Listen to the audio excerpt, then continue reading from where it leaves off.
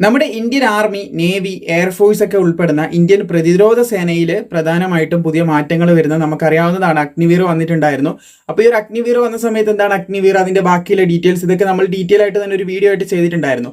നിലവിൽ അതുമായി ബന്ധപ്പെട്ട് പറയാനുള്ള ഒരു കാര്യം, അതിൽ പുതിയ ചേഞ്ചസ് വരാനായിട്ട് പോകുന്നുണ്ട്. ഒരുപാട് പേർക്ക് സന്തോഷം വരുന്ന ഒരു കാര്യം തന്നെയാണെന്ന് അറിയാം. നിലവിൽ നമുക്കറിയാം അഗ്നിവീറായി കയറി കഴിഞ്ഞാൽ ഏകദേശം നമുക്ക് 4 വർഷം സർവീസ് ചെയ്യാൻ സാധിക്കും. പിന്നീട് അവിടുന്ന് ലീവ് ചെയ്ത് വരേണ്ടതായിട്ടുണ്ട്.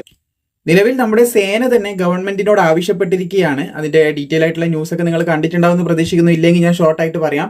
നമ്മുടെ പ്രമുഖ നാഷണൽ ലെവലിലുള്ള വിവിധ വാർത്താ മാധ്യമങ്ങളും അതുപോലെ ഇന്ത്യൻ എക്സ്പ്രസ് പോലുള്ള ഒരുപാടധികം മാധ്യമങ്ങൾ ചർച്ച ചെയ്തുകൊണ്ടിരിക്കുകയാണ് ഈ കാര്യം. അതായത് സേന ഗവൺമെന്റിനോട് ആവശ്യപ്പെട്ടിരിക്കുകയാണ്. 25% ആൾക്കാരെയാണ് പെർമനന്റ് ആക്കാനായിട്ട് പോകുന്നത്.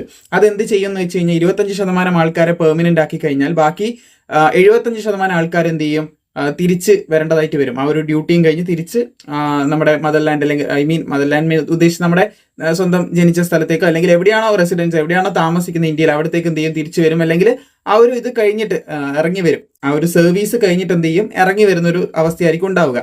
സോ അവിടെ ഒരുപാടധികം സർവീസ് അല്ലെങ്കിൽ ഡ്യൂട്ടി ചെയ്യാനായിട്ട് ആവശ്യമായിട്ടുള്ള പട്ടാളക്കാരപ്പോൾ എന്ത് ചെയ്യും, കുറയും. അപ്പോൾ ഗവൺമെന്റിനോട് ആവശ്യപ്പെട്ടിരിക്കുകയാണ് 50 മുതൽ 75% വരെ, പരമാവധി 75% വരെ എന്ത് ചെയ്യും, ഫിക്സ് ആവാനായിട്ടുള്ള സാധ്യതയുണ്ട്. ഇത്രയും അധികം ആൾക്കാർ സേനയുടെ ഭാഗമായിട്ട് തന്നെ നിൽക്കണം. ബാക്കി 25% ആൾക്കാർ എന്ത് ചെയ്യുക, പറഞ്ഞു വിടാന്നുള്ള രീതിയിൽ. അതായത് ആദ്യം 25% ആൾക്കാരെ പെർമനന്റ് ആക്കുകയും 75% ആൾക്കാരെ പറഞ്ഞു വിടുകയും ചെയ്യുക എന്നുള്ളത് നേരെ റിവേഴ്സ് അടിക്കുകയാണ് ചെയ്തിട്ടുണ്ടായിരുന്നത്. ഇപ്പം അങ്ങനെ ചെയ്യാനായിട്ട് പോകുന്നത്. ഇങ്ങനൊരു ഓർഡർ അല്ലെങ്കിൽ ഇങ്ങനൊരു ആവശ്യകത സേന മുന്നോട്ടേക്ക് വെച്ചിട്ടുണ്ട്. നമുക്ക് ആവശ്യമായിട്ടുള്ള സർവീസ് ഡ്യൂട്ടി ചെയ്യാനായിട്ടുള്ള ആൾക്കാരുണ്ടാവില്ല. അതുകൊണ്ട് തന്നെ എന്ത് ചെയ്യണം, ഇത്ര ശതമാനം ആൾക്കാരെ പെർമനന്റ് ആക്കണം. ഇത് പ്രമുഖ വാർത്താ മാധ്യമങ്ങൾ ഉൾപ്പെടെ ചർച്ച ചെയ്യുന്ന കാര്യമാണ് നിലവിൽ. അപ്പോൾ എന്തായാലും ഇങ്ങനെ നടക്കും തന്നെ നമുക്ക് പ്രതീക്ഷിക്കാം. ഈ വർഷം അവസാനത്തോടു കൂടി ആദ്യ ബാച്ച്, അഗ്നിവീറായിട്ട് കയറിയിട്ടുള്ള ആദ്യ ബാച്ച് ഈ വർഷ അവസാനത്തോടു കൂടി ഇറങ്ങി വരാനായിട്ട് പോകുന്നുണ്ട്. അവർക്ക് തീർച്ചയായിട്ടും ഗോൾഡൻ ഓപ്പർച്യൂണിറ്റി എന്നൊക്കെ പറയാൻ സാധിക്കും. കാരണം ഇനി അങ്ങോട്ട് മുമ്പോട്ട് വിവിധ പോസ്റ്റുകളിലേക്ക് അവർക്ക് പ്രത്യേക റിസർവേഷൻ കിട്ടാനായിട്ട് പോവുകയാണ്. പക്ഷെ മുന്നോട്ടേക്ക് പോകുമ്പോൾ, അതായത് അടുത്ത വർഷം വരുന്ന സമയത്ത് അതിന്റെ പിറ്റേത്തെ വർഷം, അതായത് ആദ്യ വർഷം കഴിഞ്ഞിട്ട് തൊട്ടടുത്ത വർഷം കയറിയിട്ടുള്ളവരുണ്ടാവുമല്ലോ, അവരെന്ത് ചെയ്യുന്ന വെച്ച് കഴിഞ്ഞാൽ അടുത്ത വർഷം വരുമ്പോൾ അവർ ലീവ് ചെയ്ത് വരും. അതിന്റെ തൊട്ടടുത്ത വർഷം ആകുമ്പോൾ അവർ ലീവ് ചെയ്ത് വരും. അതിന്റെ ശേഷമുള്ളവർ ലീവ് ചെയ്ത് വരും. അങ്ങനെ വരുമ്പോൾ നമ്മളിപ്പോൾ എന്താ, ജനറൽ കാറ്റഗറിയിൽ ഒരുപാട് പേരുണ്ട്, അവിടെ കോമ്പറ്റീഷൻ കൂടുതലാന്നൊക്കെ പറയുന്ന പോലെ ഇങ്ങനെ അഗ്നിവീറായിട്ട് തന്നെ കുറേ അധികം പേര് ഈ ഒരു കോട്ടയിലേക്ക് മത്സരിക്കാനായിട്ട് വരും.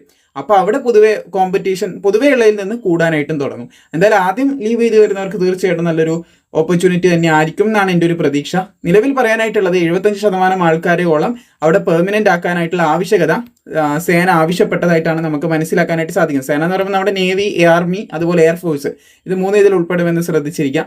അപ്പോൾ എന്തായാലും ബാക്കി അപ്ഡേറ്റ് വരുമ്പോൾ കൃത്യമായിട്ട് നിങ്ങളെ അറിയിക്കാം. പിന്നെ ആർമിന്റെ റിസൾട്ട് പലരും ചോദിച്ചുകൊണ്ടിരിക്കുന്നുണ്ട്. നമുക്കറിയാം സൈറ്റിൽ അപ്ഡേറ്റ് ആയിട്ടുണ്ടായിരുന്നു.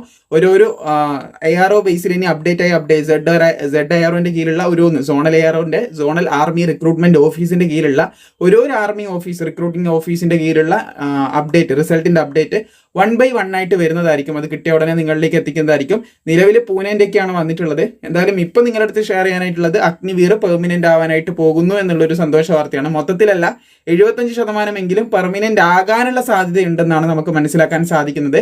അങ്ങനെ സംഭവിച്ചാൽ തീർച്ചയായിട്ടും നമുക്ക് പഴയ മൊത്തത്തിൽ അങ്ങനെ പറയാൻ പറ്റില്ല, 25% പേരെ പുറത്താക്കുക തന്നെ ചെയ്യുന്നുണ്ട് എന്തായാലും.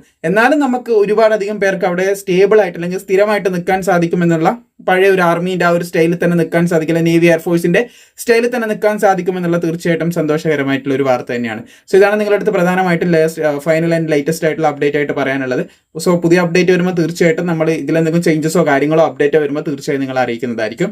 സോ അത് കിട്ടാനായിട്ട് പ്രോപ്പറായി ഫോളോ ചെയ്താൽ മാത്രം മതി.